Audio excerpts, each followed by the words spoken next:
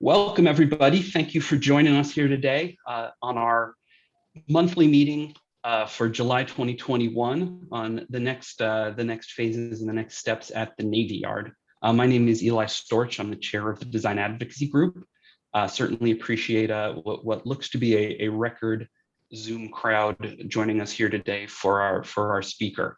But before we get to her, I wanted to go through a few announcements, a few things that we'd like to share with everyone throughout the meeting. If you have announcements, events, things you want to share, please put them in the chat and we will sound them out. And then during the presentation, please add questions into the chat and we will have a Q&A at the end. So we'll make sure to get as many questions answered as possible. Please keep yourself on mute throughout. I'll ask you to unmute if you have a question, but we'd like to keep the audio quality good. So please do your best to stay on mute. You can message myself or Lachelle Weathers or David Brownlee if you have any technical questions, and we will do what we can to help you.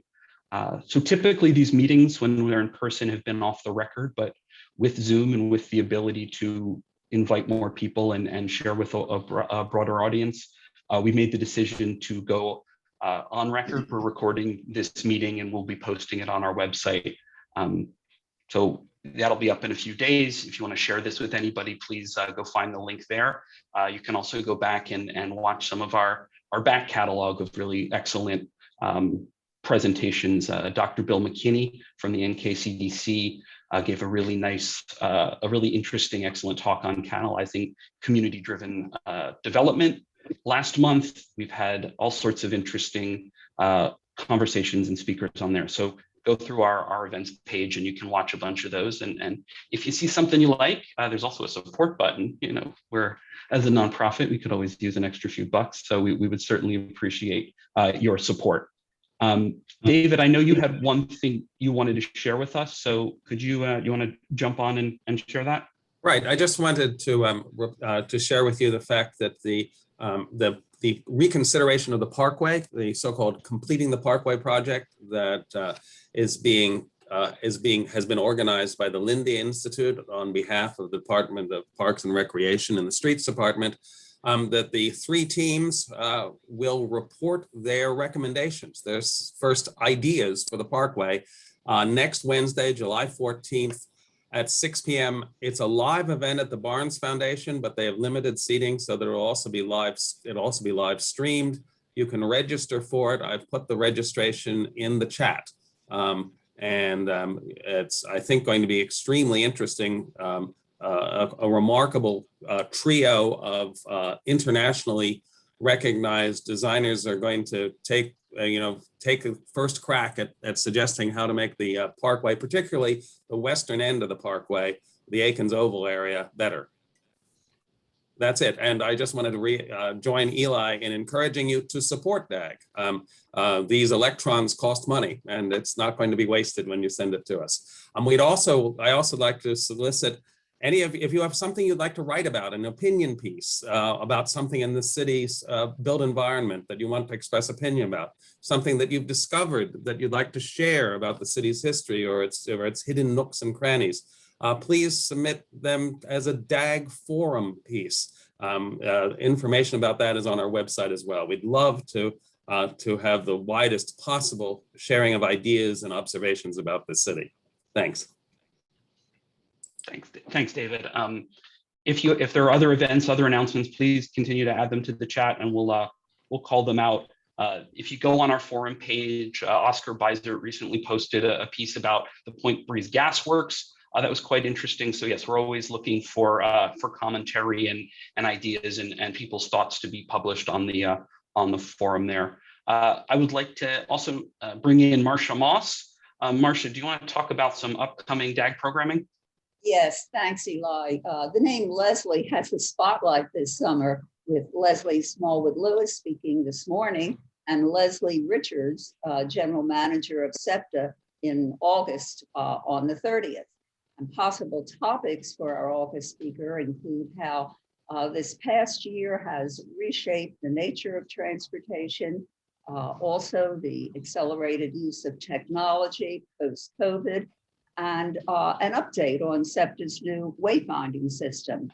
I suspect that you will have lots of questions of your own, so please bring them along to ensure a lively Q&A. That's it. Eli? Thanks, Marcia. Some folks will remember we had Lex Powers from SEPTA at a past DAG meeting kicking off that wayfinding program, and a lot of interesting ideas. I took part in a shareholder meeting about what they're trying to figure out, and I'm excited to see the outcome. So that should be a good broad conversation. So we're looking forward to that. I'm not seeing any announcements, events in the chat, so I'm going to move on. But please, if you have things you want to share or you want people to see or attend, please continue to add those in there so we can all see them and we can call them out at the end of the meeting. So with that, let's get into this morning's program. It's a real pleasure to have someone here who's making waves all over Philadelphia and whose name has been popping up, which led us to go chasing after her to bring her to DAG and share what she's been working on. And that's Leslie Smallwood Lewis of Mosaic Development Partners. Leslie began her career with the Goldenberg Group, and after a 7-year career there, worked her way up to the Senior Vice President of Development before moving with her partner Greg and starting Mosaic Development Partners. So since they've been founded, they're looking at $120 million in real estate projects, which on top of that has created hundreds and hundreds of construction and full-time jobs. In 2017, Mosaic was awarded a Preservation Alliance Jury Award for its Eastern Loft project. In August 2019, it was featured in that same project was featured in the New York Times. And in 2020, Leslie and Greg were ranked in the top 76 most influential people in Philadelphia. They have been selected as the co-master developer for the next phase of development of the Philadelphia Navy Yard, which is why so many of us and so many of you are here today.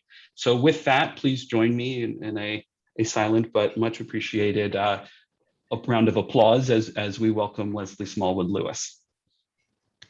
Welcome, Leslie. Thank you so much, Eli. You're too kind. It is an absolute pleasure to be here this morning to talk about what is one of the more exciting and challenging and dynamic projects that Mosaic has had the opportunity to be a part of. Just to give you just a very quick background, this is more of a unique project for us. Most of our projects have been in some of the most challenged neighborhoods in Philadelphia. We have focused in Strawberry Mansion, in Fair Hill, in Lower Germantown, North Philadelphia, other areas and neighborhoods in North Philadelphia. So for us, this is different, but yet the same. And the reason why I can say that is that in the neighborhoods where we've been working, we've needed to really create something new, something different, something fresh, but yet respect its history. And we're going to be doing something very similar down at the Navy Yard. There has been significant work already done, and we're taking that and creating something new, fresh, different, and diverse. So we'll get into that more as I go through the slides of the PowerPoint presentation. And then at the end, there will be a Q&A for me to react and respond to some of your questions. Eli, should I share the screen or will you or just putting it up on the screen? Whatever you prefer. If you want to share it, go for it. I can do that if you all just give me 1 second. I want to make sure. Well, you know what? You might be able to do it faster than I can, Eli. I don't want to slow us down at all. Yeah, absolutely. Let me share my screen. Now, will I be able to flip the slides or will you need to flip them? Just tell me to flip and I'll flip for you. Okay. All right. Appreciate it. All right. So I don't know. I when they told me that this many people were going to chime in, I asked Eli if we could do a polling and ask a couple questions of you all, because we have a concentrated focus group right here of 121 people.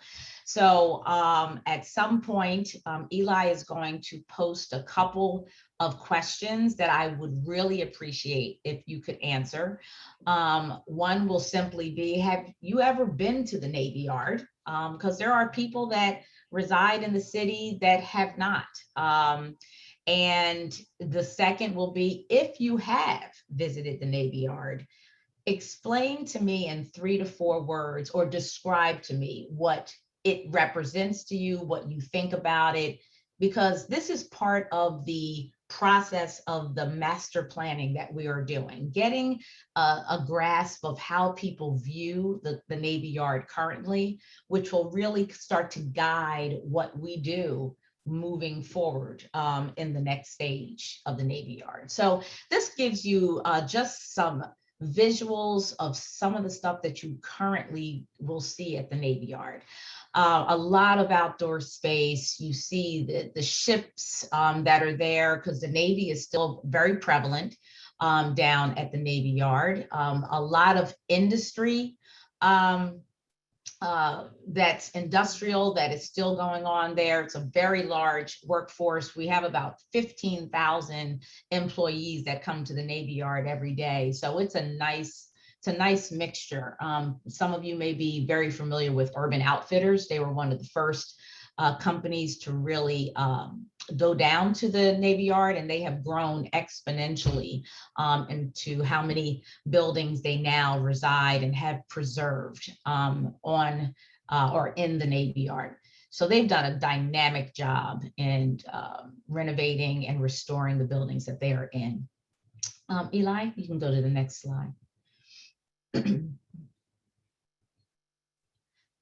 So this gives you just an overall of where things stand today. And for all of you who are not familiar, PIDC is the steward of the Navy Yard. They acquired the Navy Yard years ago from the US Navy, and they are honestly the master developer and manager of the Navy Yard.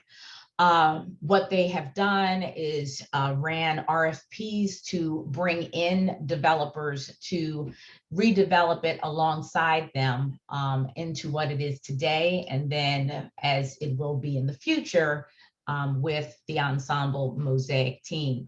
The first team to do development was Liberty Property Trust, and they did about 10 to 12 years of work, and this is really the result of the combination of PIDC and Liberty Property Trust. We have a varied amount of current businesses, and they're all listed here, from Tasty Cake to the Marriott Courtyard is occupancy rates of, under non-COVID times, we're cracking 86 to 90% occupancy. So it's a very well-received hotel in that area. We've got life sciences with WUSI and Iovance and Adaptimmune. So they've also created a kind of a life science hub at the Navy Yard. So we have a nice platform to start from, but there's a great amount of work still to be done.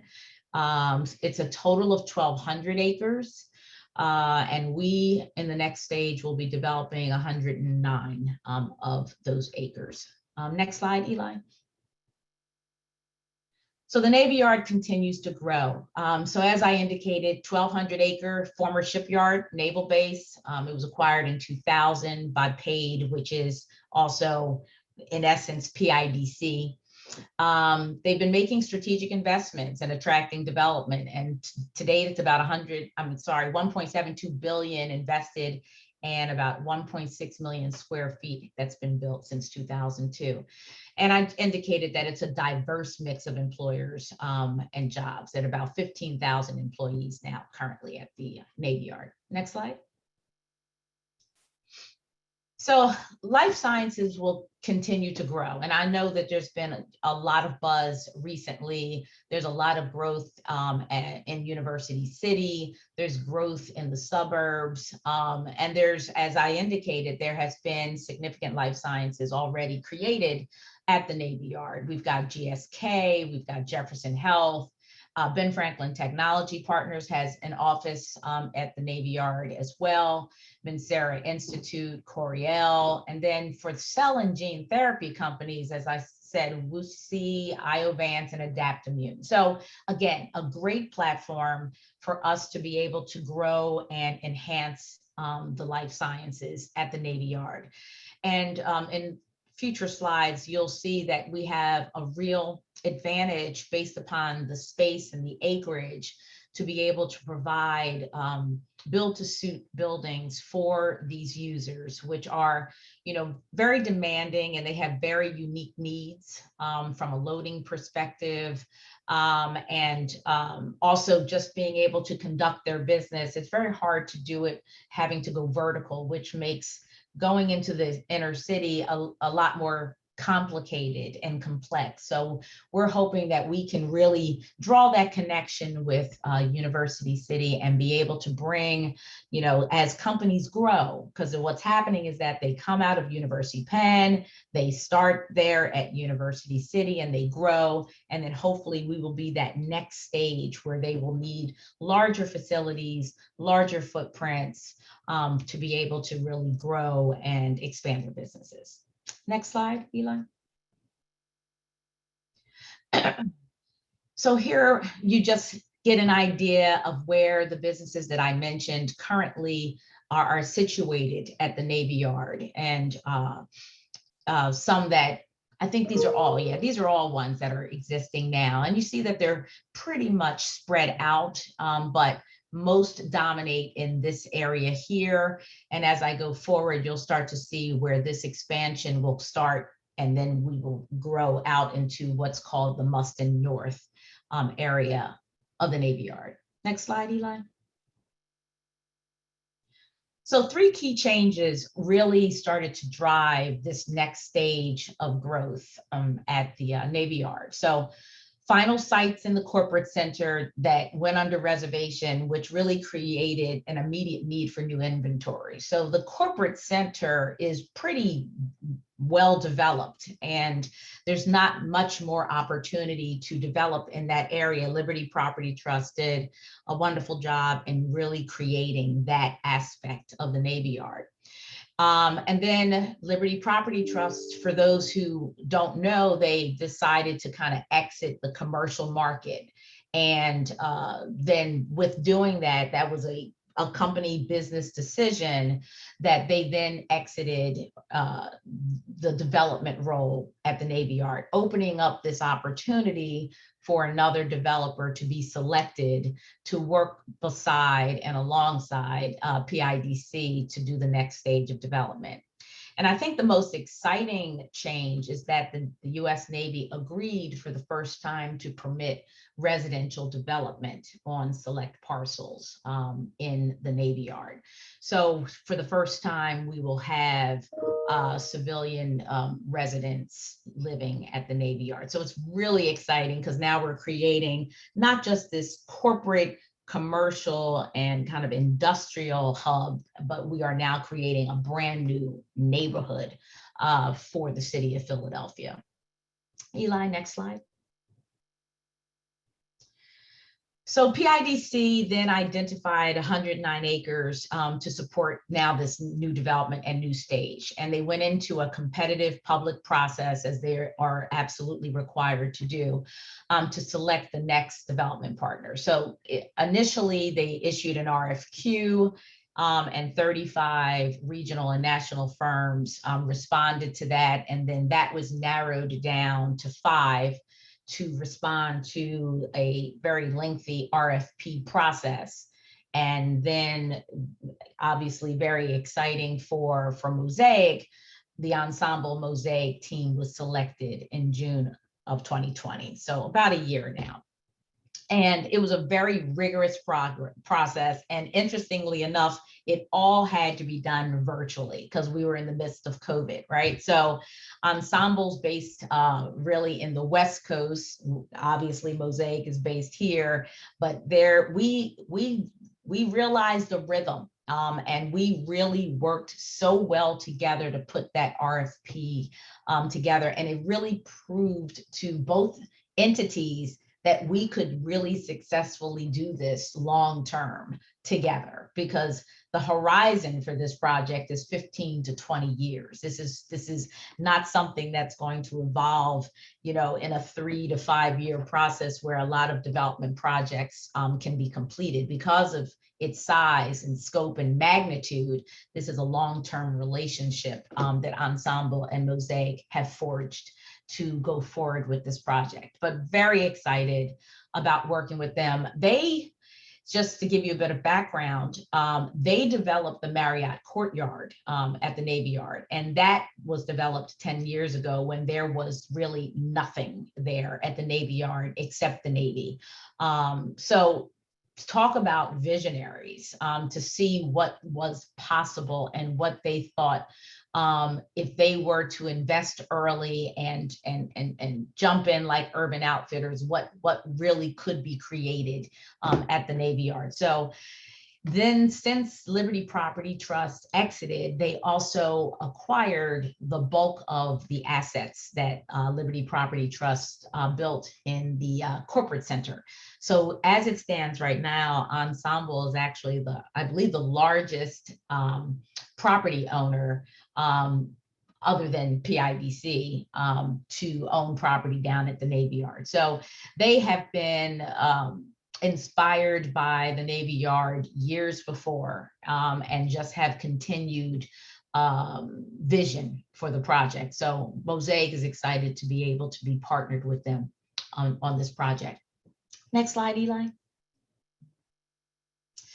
So selection. So as I indicated, local Navy Yard experience, with Ensemble already having the Marriott Courtyard there.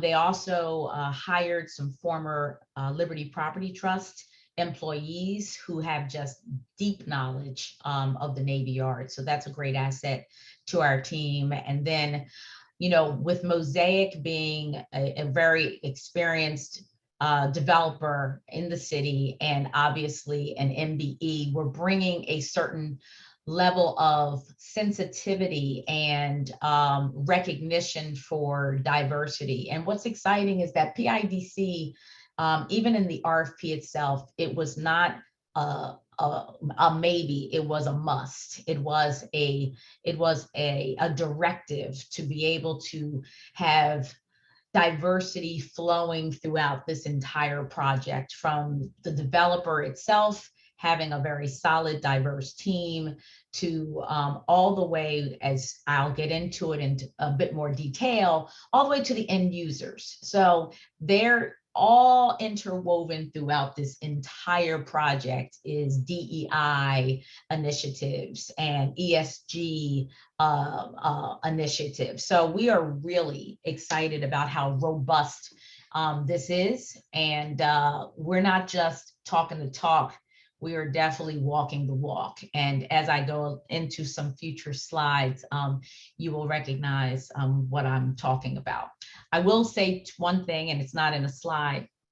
We started to also build our team, because this is obviously a huge undertaking. And our two first hires to serve as project managers, and one of them I believe is actually on the call right now, are two African-American females, which is, I have to tell you, I think just an outstanding and exciting thing for us to be able to say that not only are they women, they are African-American women, and they are in charge of projects and running projects, and I'm excited to see that. So yeah, as I said, we're not just talking, we're walking.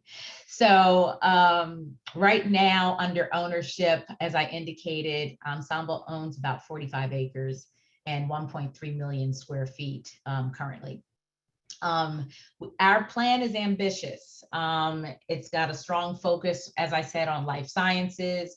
There will still be some continued office space, but we're bringing retail. We're bringing supportive amenities for the new residents that will be actually living there. And then we're bringing, upwards to 3,000 residential units over this 15 to 20-year horizon. So all in total, we're going to be building out about 5.9 million square feet. And the investment will be somewhere in the area of $2.3 billion of investment. Eli, next slide. So again, this is kind of just explaining to you again what I just said, but I wanted you to take a look at some of the visuals here. These were some of them that were in our RFP response. B83 is actually an existing building that will be completely a gut rehab and kind of a hybrid. We're going to maintain a portion of the building, but we're going to be carving out portions of it also to bring in adequate light, to add an overbuild above. So this is the kind of size of structures that currently exist that we will be renovating, and then there will also be new constructed buildings as well. The picture in the middle and below is one of proposed new buildings that will be going on in our first phase. And the second slide also is just another view of what we are anticipating as being part of our first phase, where you're starting to really get energy and be able to see and feel vibrancy of creating this whole new neighborhood in the city. Next slide. So, our first phase is really considered the historic core. There are two segments of the Navy Yard that we'll be focusing on. One is called the historic core, which is 12 acres. And then there's Mustin North and Mustin South, which incorporate 107 acres. The historic core is where we really want to create this downtown feeling to the Navy Yard. And that's where we're going to really bring in all of the amenities, not just for the new residents, but for all of the employees that actually come every day to the Navy Yard. Urban Outfitter has done a fantastic job in creating this kind of food hall in one of their buildings. So that's really one of the very few offerings there to be able to eat and to dine and just to kind of come together and collaborate. There is a new restaurant that has opened at the entrance as well, which is a great addition. But for us to really be able to service 3,000 residents and now 15,000 employees, which is going to grow exponentially as well as we bring in life sciences and office and so forth, that there needs to be significantly more amenities provided. So that is part of what we're going to be doing in the historic core portion of the development. Eli, next slide. So here kind of gives you an overview of the conceptual development plan. So things are color coded. So what you see in red is really what's going to be in the historic core, and also the purple building that you see. That whole segment there is really considered the historic core that's on the left side of the plan. And then as you go over to the right, where you're seeing kind of the green and a mixture of yellow and red, that is Mustin North and South. Mustin North is where all the green buildings are, and that's where we can perceive and propose for life science buildings. You can see that there's significant acreage. We can provide the lower profile buildings that those types of companies are seeking. We can structure their loading to be hidden from the outside. We can provide concentrated parking structures so that we can start to consolidate parking. Right now, there is a lot of just open parking, at grade parking at the Navy Yard, which does not really bode well for, pedestrian experiences while you're walking past these kind of just vast open areas of parking spaces. So part of the master plan process is really helping us think all of that through. But this gives you an overall look at the, how vast the area is and how much of an opportunity there is here to really build something spectacular. And then, of course, as you see, some of this sits alongside the waterfront, which will be our third phase. And that we want to, we probably were one of the few respondents that probably waited on this component, but we thought it was very important to build out the balance of the rest so that it could talk to us and tell us what this third phase should actually be. Should it be more residential? Should it be mixed use? Does it include a bit of bleeding of life science into that area as well, since if we've had lots of success in Mustin North. So we really wanted to hold off and see what that should be so that, when that time comes, we can absolutely and ultimately do the right thing. Eli, next slide. So yes, so this kind of just breaks it down even more distinctly for you to just really see the distinct areas. The historic core should actually capture that kind of E-looking building also, to be honest, because that's the old barracks, and that now is being proposed as a new four or 5-star hotel. We are just getting started with really the design. We just selected the design team to move forward with that. So we're evaluating that, but that's part of the historic core as well. And then, as I indicated to you, the Mustin North and then the Mustin South. Next slide. So just to give you a bit more perspective of what the historic core really consists of. So it's going to be broken up into 3 blocks. There's the chapel block, and the reason why we called it the chapel block, there is a historic chapel that sits kind of in the center, and we're going to actually close off one of the streets so that we create this just beautiful plaza that's going to surround this chapel and feed into this kind of green open space for gathering, and that it will also have wrapping around it retail spaces that will be able to open up and kind of spill out into this beautiful plaza area. So that's the chapel block, which is our initial phase, which we are designing currently. And then there will be what we call the Kitty Hawk block. There's a street down there called Kitty Hawk. And then there are the historic buildings 83 and 624. And I showed you earlier building 83. 624 is very similar in size and scope. I think it's actually a little larger, but we're going to be doing something similarly with both of them, actually maintaining the envelope, but actually carving out spaces to, again, create light wells, and then building above and having like all of these wonderful rooftop amenities as a part of these renovated buildings. Building the Kitty Hawk block is envisioned as a continuation. And what we're trying to do is really start to just move the historic core towards the waterfront. So the Kitty Hawk block will really start to create that connection between the corporate center, the historic core, and the waterfront. So we do plan to have lots of density in this historic core to create, again, this whole energy. And you want to be able to create enough residential so that those who move down to the Navy Yard will not feel like they're on their own. You're going to want to have a significant amount of neighbors and other residents there with you. So density is very important here. Next slide. Mustin North, 10 available sites is what we suggest will be available for the life science and manufacturing campus.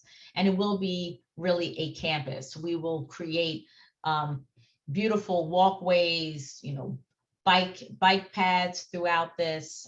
Something that I think has been really fantastic. PIDC created early on a very high expectation as to the buildings that need to be constructed at the Navy Yard.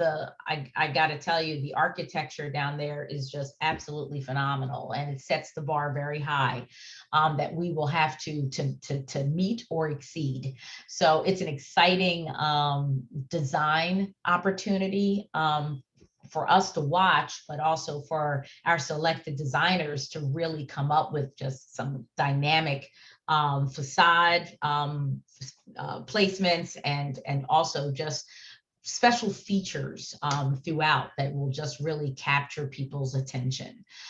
So when we think life science campus, we're not thinking just, humdrum, just build a Butler building and keep it moving. The expectations are extremely high, and what we are planning and designing thus far, I think, are going to be, really spectacular and a draw for people just to come and just see. So in addition to building those buildings, there will be, as I said, very strategically placed parking. That is, we've done a lot of research, and that is something that these companies will require and need. So we want to make sure that we are properly accommodating them for us to be competitive in the life science market and to be able to get the tenants. We want this to be really a part of a regional ecosystem. We really think that we should be working collaboratively with all of the other life science hubs. We all have our distinct positives and some, for instance, challenges. For us, because as I said, we have so much space, we can really design and build to suit. But we also are very proximate to the airport, which is really a great asset for these businesses, especially those that are dealing with cell and gene therapy and being able to transport things that are cooled and that need to get delivered on a very timely basis. Our proximity to the airport is a really significant draw. So we're excited about that. Next slide. Mustin South, again, it's yet to be seen, and it's going to be really exciting to see what our master planners are going to propose. We just had our first kickoff meeting yesterday about task one, which is really all of the existing assets and existing dynamics that we are working with. So it is going to be exciting to see what they might propose or will propose for Mustin South. But this is pretty open still for us to see what can potentially happen. But you'll see in this bottom slide where we've done, this was in our RFP response, you see a mixture of higher rise and mid-rise buildings here, again, creating a great sense of density here. Activity on the waterfront. We do plan to use this kind of canal, create this canal for stormwater purposes, but it also will create this beautiful feature that we can have retail or offices that on look to that, outside seating that could be around it, kind of giving you that kind of European canal feel, which will be a lead right down to the waterfront. So we have some exciting ideas and thoughts about what's possible. And obviously, as we go through this master plan process, that will continue to be vetted and just improved upon. Next slide. So the phase one, so I just wanted to kind of get into that just with a little bit more depth. We are doing 2 life science buildings. One will be a spec lab building. That one is 1201 Normandy Lab. There is a a deficit of those kinds of buildings in the city where you can have, you're not building to suit for a particular tenant, that you actually are just building at risk, but creating these labs so that these companies, as they are kind of progressing in growth, that they have the appropriate lab spaces to be able to occupy as they kind of go through this cycle of growth. So that will be 1201 Normandy. We will also be doing 630 residential units, which will be a blend of higher end. If you are familiar with Corman Properties, that we will be doing one of their AV properties there, which is kind of an extended stay offering. We will also be doing a mixed income of the two buildings that you see kind of looping together and creating this kind of split O. Mixed income housing will be coming to that area, so that we will have, as part of our equitable initiatives, it is important and imperative that we create a space here where everyone is welcome, that everyone can live, that everyone can play and work. So we will make sure that there will be a great sense of affordability to some of the housing, so that we can make sure that this new neighborhood and community that we will create will be diverse from a not just ethnically, but also from a socioeconomic perspective, because we all think that it's vital. It's vital for the sustainability. It's important for the growth of us as a city to be able to live together, learn together. And if we want to set this as a not just a goal, but as a standard, and it should be a national standard, then it's evident that we need to make that a priority, to make sure that anyone can be able to stay and live at the Navy Yard. So we're excited about that. 333 Rouse will be a single tenant life science building. So we're in the process of really out there seeking a tenant for that space. And then once that's secured, we would then commence construction. So that is really in the tenanting stage. And then from that, you really do a build to suit for that particular tenant. And the barracks, which I shared with you, is an existing property, historic property as well, that we will be completely renovating into a hotel space. Next slide. So I've made mention early on and a couple times throughout how we are doing an inclusive development to really benefit, as we say, all Philadelphians. So first and foremost, participation. We have set really, really high goals for ourselves for minority and women participation from the very beginning, from obviously the Ensemble Mosaic partnership on the development level to everything on professional services. We have exceeded actually our 40% MBE WBE participation in A&E. For our master plan team, we actually are a little bit above 50% of participation. So we are thrilled to be able to obviously report that. And in our first phase, which is the chapel block, we are actually slightly, we're at 49% participation for MBE WBE. So we're off to a really strong and great start. That will continue through construction. We are creating new models and innovative models to make sure that this is possible. As we all know, it's not an easy task in the city, because we are very much union driven in the city. But what we have learned is, if you create the mandate early on and the requirement for these contractors to make this happen, it can happen. because the bottom line is they want the work, they want to be a part of something as large and as impactful as we are planning this project to be.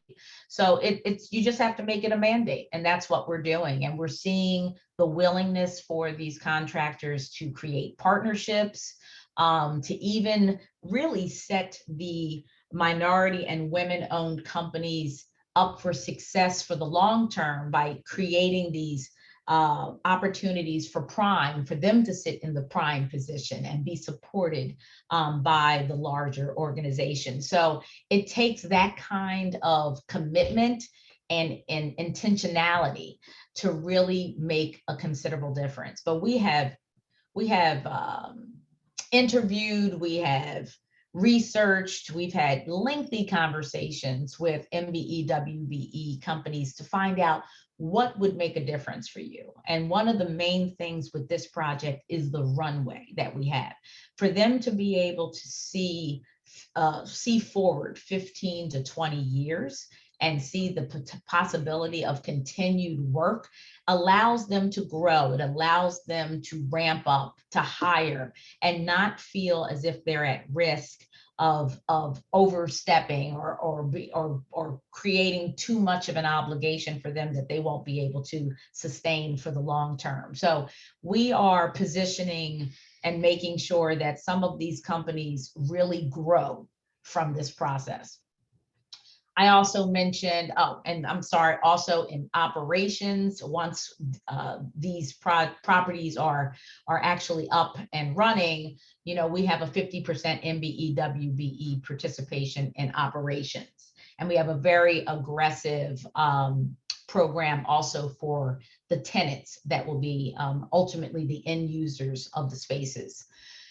If you see in the left bottom corner, we have committed to a minimum of 15% affordable residential units for each phase. So that, you know, in that first phase of 630 units, 15% of those units will qualify for affordability for that phase. In addition, 25% of retail will be targeted to minority and or women-owned businesses. And one of the things that we have, I know Mosaic specifically, since we've been working with a lot of MBE, WBEs in the neighborhoods, the greatest challenge is really to have the appropriate capital to get started and really have the ramp up period to be able to get in, get going, and know that you can stabilize your business. So we are making sure that we have built into our budget time for these tenants to get in, you know, providing them with fit out dollars to assist them with obviously the fit out of their particular spaces. So we're building that into our business model to be able to provide that assistance so that we can make sure that that 25% of retail that we're targeting can be a reality. We're also going to be creating a 501c3 foundation along with PIDC. And we will be starting it with $1 million contribution and then pledging 2% of our net cash flow for the continual operations of that foundation. And the foundation will be really focused on our DEI initiatives.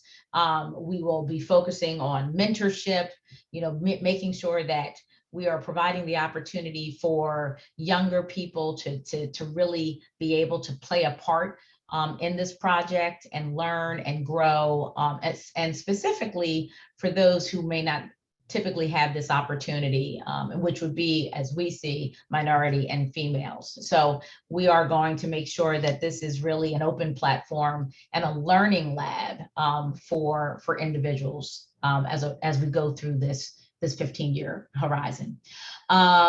What I think excites me the most is for those who may not be familiar, is we are going to be doing a crowdfund campaign here.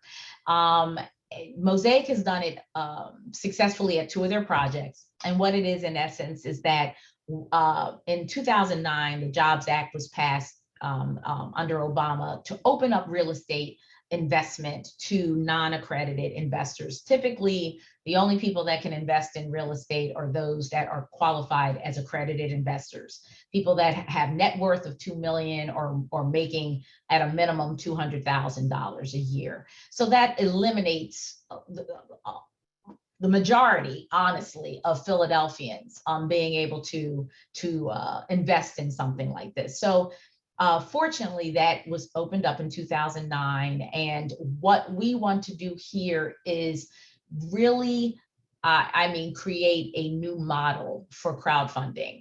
We will be running a citywide campaign for just regular city Philadelphia residents to be able to be an investor and a part owner in this project alongside Ensemble Mosaic and the other high net worth individuals that typically do invest in projects like this. So we will be getting started with that campaign later this fall. We're thinking that we will be able to provide an investment opportunity for as low as $1,000. We were thinking 500, but I think we probably might land at 1,000. But that means anyone who is interested in investing in this and earning a return on their money is going to be able to do just that. So we're going to be looking for people to really help spread that word. That is one of the questions I wanted to kind of throw out in a poll today, as well as you see what this project entails and what it will include. Is this something that you would promote as an investment opportunity, or would this be something that you would consider to invest in?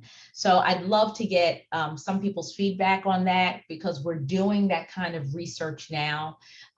We have a company, Urbane, who's going to be doing some interviews and some focus groups to really fully vet and get an understanding. But how exciting could this be for us to be able to really show the nation how Philadelphia came together and really took this vision that we have and this opportunity to really just bring in just regular people that want to be a part of what the future of the Navy Yard.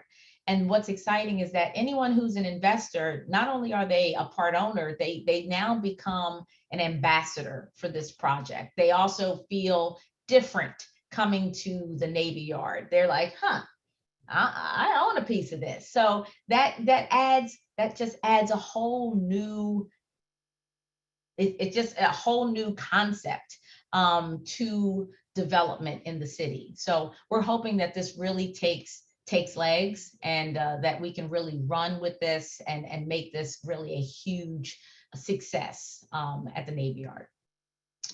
Next slide. Yeah, so in kind of closing, because I definitely want to get to Q&A. I see that there may be about 29 questions that have been popping up in the chat, which is exciting. I just wanted to say that the master plan, I don't know if everyone saw the press release when we released it, but James Corner Field Operations was the lead group to gain the contract to do the master plan. They have a fantastic, diverse team that's working alongside them. As I said, we exceeded the 50% MBE WBE participation. And there's 4 themes that they have really introduced to us that where they are focusing their attention to create an equitable, competitive, and livable place. A radical welcome. Right now, most people see the Navy Yard as being a very insulated place to be, where it's only corporate businesses that go. That's going to be important to create this radical welcome where everyone feels like this is somewhere they should come and stay and play. Extraordinary public realm, the public spaces, we just want them to be a draw. We want them to be just the talk of the Navy Yard, to appreciate just the beauty of it. What we say about the Navy Yard, that it's a really wonderful blend between urban and suburban. There's been a lot of articles very recently talking about the importance of trees and how they create a sense of place, that they actually help people from a health perspective. So we have that there, and we want to celebrate it and embrace it and really make it something very special. Interconnectivity, really creating the connection to the city.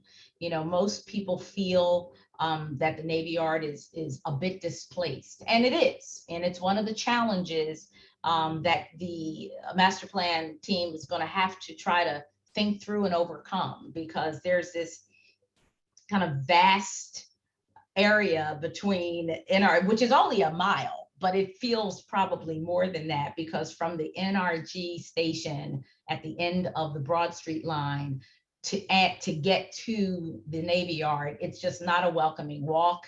It's just not. So that is something that we are very, very focused on, so that we can create that interconnection. And how do we do that? Through transit. And, you know, PIDC now runs a shuttle, which has been very helpful and successful. Do we build that up? Is there something else that we do that's more aggressive? So that will be a significant part of the studies that will be occurring in the plan. And resiliency, just really, you know, obviously there is, I know that there's climate change. I don't know if everybody's claiming that there's climate change, but we need to be prepared for that. You know, there are physical challenges at the Navy Yard that they have been working with it successfully. A lot of times we have to surcharge, we have to make sure we're above the floodplain. You know, there's all of these things that need to be considered as we build these buildings. And in addition to that, just a really strong initiative in sustainability. We are also planning on having the first LEED neighborhood. So we will be achieving at a minimum silver LEED certification.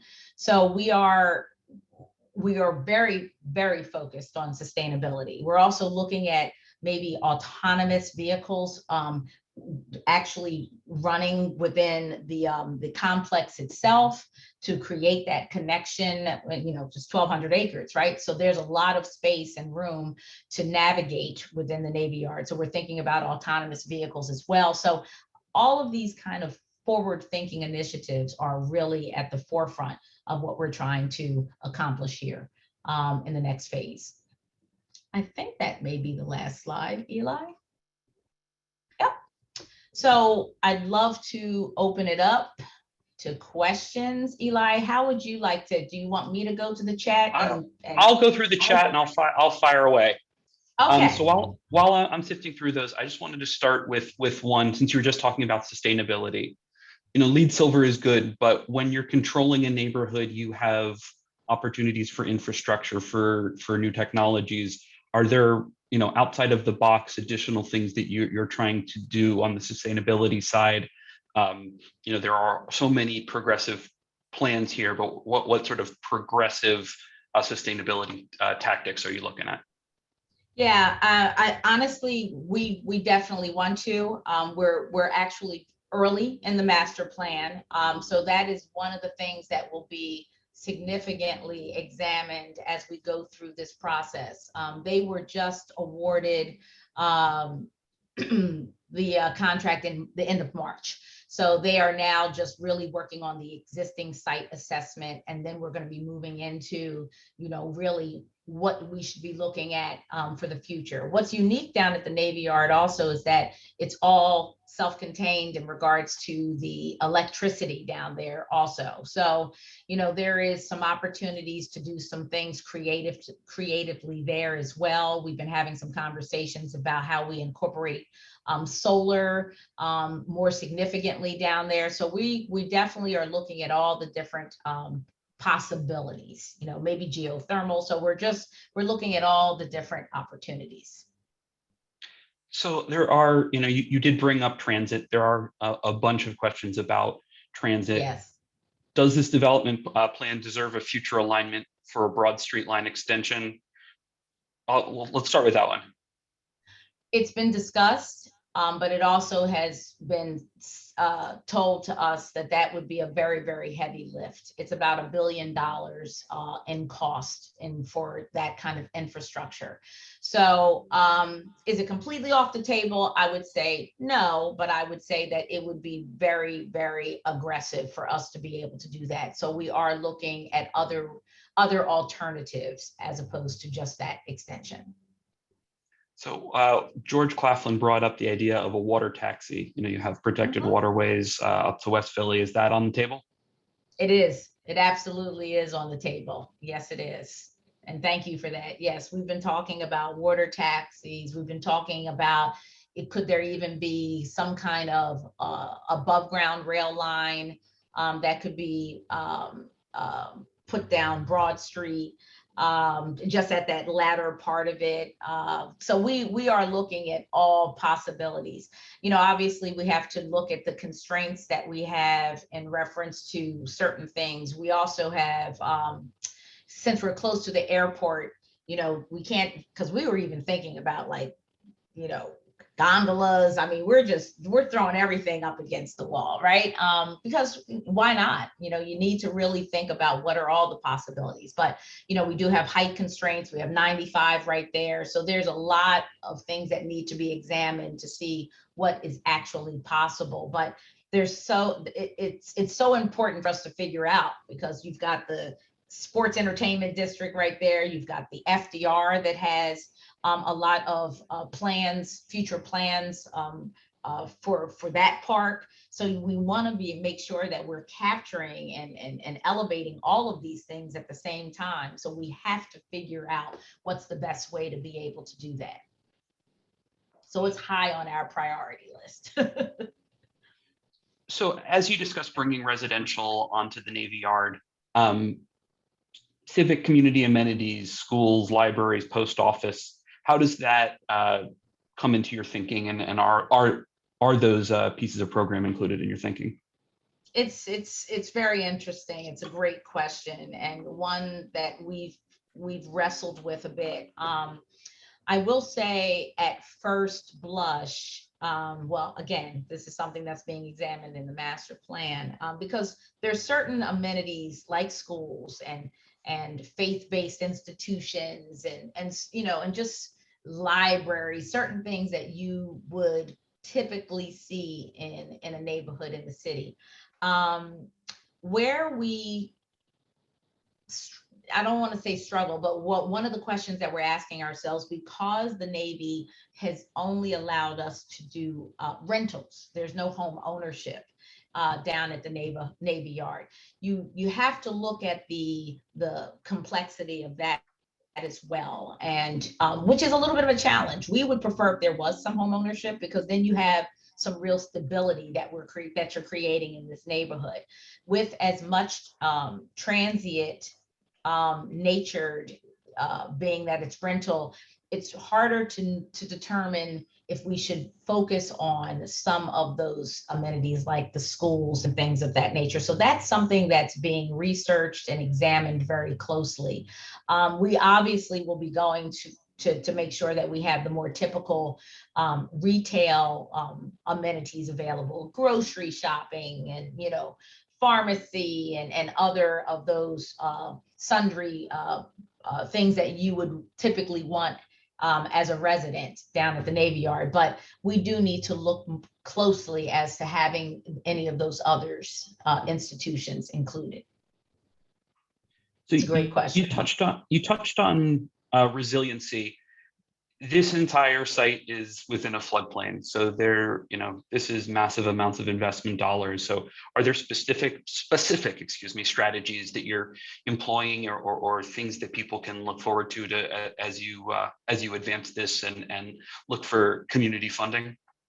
Yeah, I mean, well, one of the things that we plan to do as it stands right now, at least in the phase 1 of the project, is something called surcharging, which has been done many, many times at the Navy Yard. And typically all the buildings in the Navy Yard are also built on piles.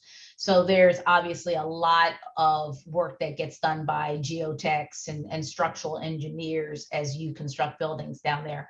But most of the buildings have been elevated through this kind of surcharging process and bringing in just bulk soil down into the Navy Yard to raise the buildings above the floodplain. It is a very expensive and time-consuming process, but one that PIDC and any developer down there feels that it's necessary to do, for the sustainability of the structures. So that's what's planned now. There have been some other methods introduced to the team that's being vetted and examined right now through our geotechnicians, our geotech engineers, and structural engineers. But as it stands right now, the goal is always to bring in enough soil to really raise these properties and these buildings above the floodplain. So preservation question, one of the Navy Yard's many strengths is the connection of adaptive reuse and the interesting new construction that's being developed. There's a lot of adaptive reuse in this. Are there buildings being demolished as part of this program? As it plans right now, no. No, not as it stands. We are definitely doing some selective demo, as I think I shared with you, for a couple of the buildings, because to make them appropriate for residential, we definitely need to be able to open up some of these buildings to bring in the natural light that really is just not it's just not available to these buildings as they currently are constructed.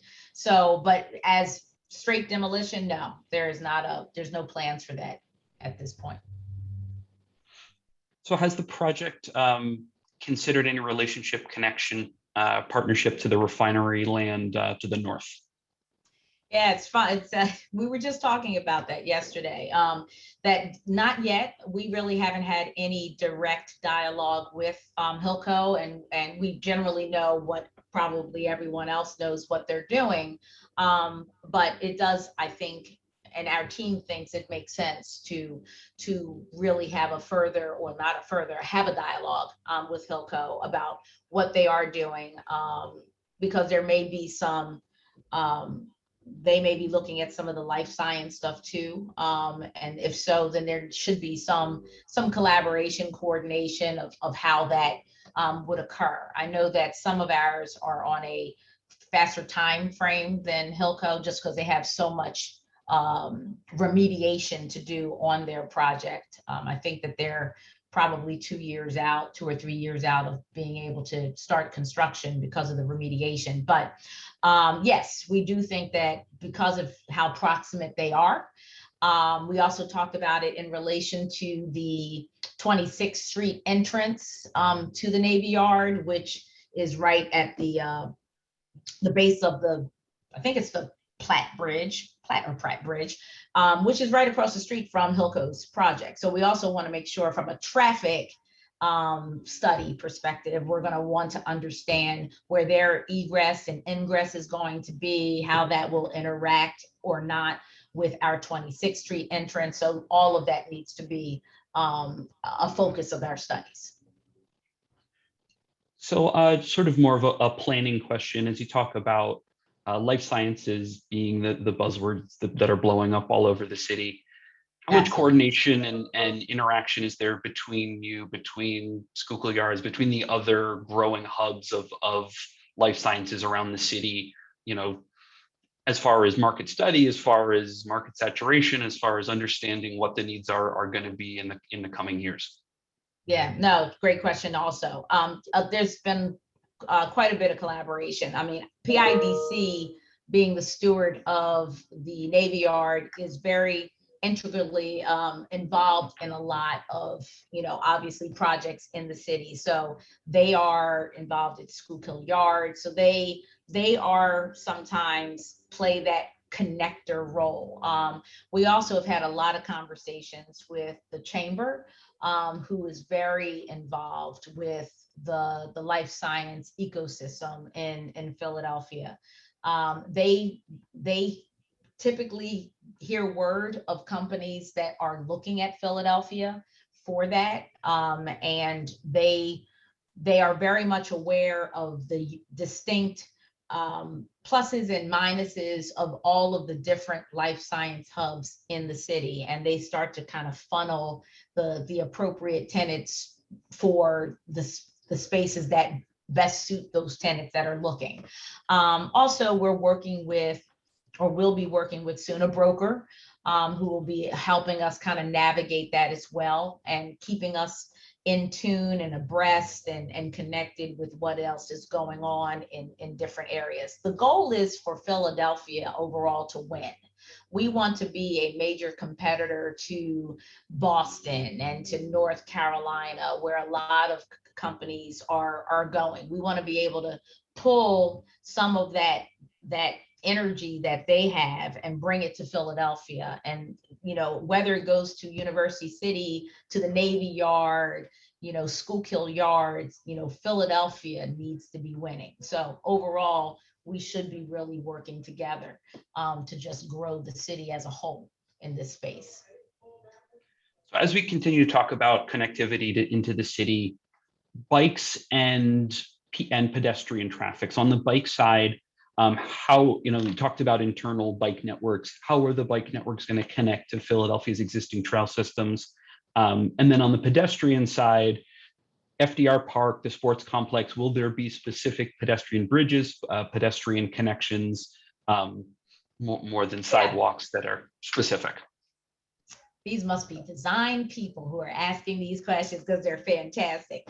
And they are all on the agenda of our master plan, looking at how we make those connections. And as I shared before, we see the benefits of figuring this out, because, I mean, honestly, for the first time, I was at the FDR Park for the flower show. I hate to say that was the first time, but I have to admit, and it was beautiful. Like, it is, you know, we should be connecting that, right? And then connecting to the stadium entertainment district is something that we would want to be able to provide for our new residents. You know, this is an opportunity for them to live in the Navy Yard and go to a game. You know, you don't want to drive. That just makes no sense, right? So there's got to be this connection to these great assets that we have right outside the gates of the Navy Yard. So that's going to be a very important component to figure out, how do we safely get people from the Navy Yard and to the Navy Yard, from those assets, and also obviously into Center City. So bike routes are being absolutely examined, and how do we make that direct connection to the bike lanes that already have been, you know, set up for, like, Broad Street and ancillary streets near the Navy Yard. So a question on affordability as it relates to housing. There's a comment in the chat about 15% being a little bit low. How did you land on that number? Is that number set? Is there an ability to, you know, to do more work on that number to improve affordability on site? And just how did you end up there? Sure. No, great question. So it was through, you know, negotiations. You know, we were selected in June of 2020, and we signed our agreement with PIDC the very beginning of 2021. So it's been, you know, lengthy dialogue as to what our expectations and goals are. 15% was set at our minimum. You know, typically in the code, there are bonuses given for 10% of affordability. So obviously we wanted to do something that exceeded what already kind of is acceptable in the city for you to get zoning bonuses. So, but we also wanted to make sure that we set a goal that's achievable in each of our phases. So we felt comfortable and confident at the 15%. Typically, affordable housing does need some financial support through tax credits, either low income housing tax credits, 9 or 4%. You know, we wanted to propose something that did not have to be dependent on that. So we wanted to make sure that the 15% that we offered, we could do that just by the generation of the income overall on this project. If we can be able to secure tax credits for some of this, then we absolutely could exceed that 15%. But to commit to in a legal document going forward, we wanted to make sure that we were wise and could definitely meet the minimum without any kind of outside initiatives of financial help. Understood. So we're getting some questions back to sustainability and pushing for a higher standard. As we're looking at the Paris Agreement for the time frame on carbon neutrality, are you looking at electric only buildings, net zero buildings? You talked a bit about solar, but is it community solar versus an individual tenant building? These are going to be the critical parts as we talk again about resiliency towards developing. When you're pitching a 15 to 20-year project, you need to get off on an aggressively right foot with that sort of thing. Absolutely right. Absolutely right. So yes, that's why I also mentioned, with the electricity being completely controlled by PIDC, which provides us with some flexibility. And, we will need to be expanding and extending the capacity down there. So this is a real opportunity to look at these things like net zero and so forth as we examine the electrical needs going forward for our project. We actually just had a call with a solar company I think it was just a week ago, and they talked about this community access hub, and it was a part of what they do. We haven't even had a chance to even delve into it yet, but it excited us because it sounded as if it was something that was very community driven, which could potentially tie into what we're trying to do around the crowd fund and just having that kind of I guess there's not a better word, but community driven initiative that we were trying to achieve with the crowdfunding, that we can carry this over to potentially with solar. So no, it's a very real discussion that we are having in regards to that. So I want to read this whole mix of a question and a comment out from Amy Stein. As the vast open space on the Navy Yard site creates an opportunity for Philadelphia to redefine its urban character, how can we balance the focus on development with land and wetland conservation, civic buildings, and recreation that leverage this open space for the public good? Mm-hmm. Yes, and you're right, and it's a balance that we have as a high priority as we continue to plan and develop. Obviously, we want and need to create density for the residential component of this to feel the sense of vibrancy and community building that will need to occur to really be successful. But one of the attributes and benefits of being down at the Navy Yard is the open space. So that's something that needs to continue to not just exist, but to build upon that. We have significant acreage. We really don't have any reason not to be able to retain and to enhance what's already happened in the public spaces down at the Navy Yard.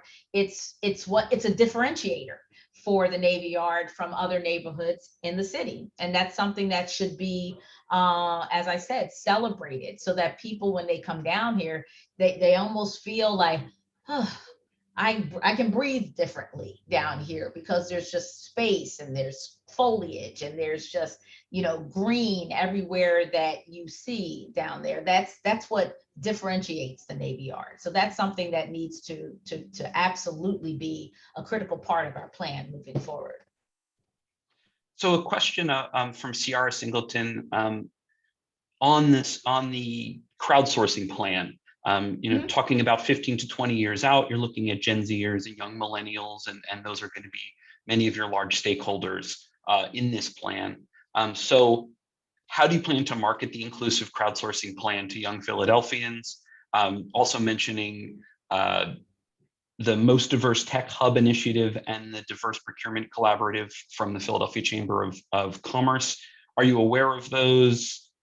How are you planning to Yes. market it? Yeah, a bunch of No, good. These questions are fantastic. Yes, we're very much aware. And we just had and when I say just, we're in meetings all the time. So I hate to keep saying just, but it's like meetings every day, all day. We talked about what are the appropriate methods to get this message out. And I think I mentioned earlier that Urbane is a company that's part of the master plan team that is going to be doing, they have like this list of different organizations and agencies and local stakeholders who they want to reach out to and ask just that question. What is the most effective method to get this message out? Because it's all, the success of this campaign is going to rise or fall on how we market it and how we get it out to the residents of the city. How do we get it out to every neighborhood? Do we do it through local CDCs? Do we do it through faith-based organizations? Do we do it through the chambers of the different chambers of commerce? What is that medium that we need to use to be successful? Is it, certain key people that have a strong following on Instagram to be able to get this out? So we need to really study how people get their information and also how they make their decisions. And based upon that, those studies, and those will be completed between now and the end of September, we hope that that will provide us with a roadmap as to what will be the most successful way to market this campaign citywide. So as we get to the end of our time here, a few folks are asking, how do they get in touch with you? How do they stay on track with keeping up with this project? So yes, please, what's best way to contact you, best way to stay informed about the ongoings of this process, best way to participate? That's great. That's great. Well, initially, until we actually have our website, because we are working on creating a marketing strategy and bringing on a marketing and branding firm or firms to help us with that. But on the short term, feel free to please reach out to me directly. I will probably then send you to our project manager, Crystal McLaurin, who's on the call. But that is at least a way for you to stay abreast of what's going on. We're hoping to have a website live, I would say, by the latter part of the fall. I don't think much more will be happening between now and then, other than all of the master planning that is going on kind of behind the scenes. We're hoping to find a way to really update people on a regular basis. It might be through our websites, doing postings and just kind of putting up visuals as to what we are, coming up with through our planning stage. But in the interim, feel free to reach out to me directly. I can put my email address, if need be, in the chat for those who may not have it. Wonderful, thank you. And if you want some more, Leslie, thank you, Lisa, for sharing.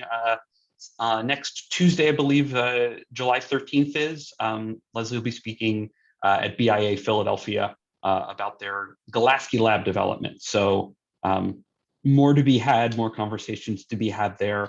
Thank you for putting your contact information, and to you too, Crystal, thank you for putting your contact information in the chat there. My polls are not set up, which is why I didn't send them out. So what we're going to do is we'll assemble a poll and we'll shoot it out to everybody who joined today. And we will pull together whatever data we can get, and we will share it with you, because this was a great crowd, and I think we've had a really nice conversation, and appreciate all the good questions that came in. Absolutely. And if everyone could respond to the poll, it'd be great, just to, it's really important to us to understand how people view the Navy Yard today, so that it can really help guide us to what we need to do to really get it to the next stage. And then obviously, I really would like to get feedback on the crowdfund campaign, because that's going to be a very important and exciting, I hope, an exciting component of this development. Well, Leslie, thank you so much for taking your time out and joining us. It was a wonderful pleasure. presentation. And everyone, it'll be up on our website in a couple of days, so we can share it even more broadly as this project continues to develop. So I'll again thank you for joining us. See those hands out there. And we will be back in late August as we go for Leslie Richards joining us from SEPTA. So we will grill her on that Broad Street connection from the other side of things. Work her over. So yeah, thanks everyone. Thank you for joining us, and we will see you next month. Great. Thank you. Bye-bye. Bye now.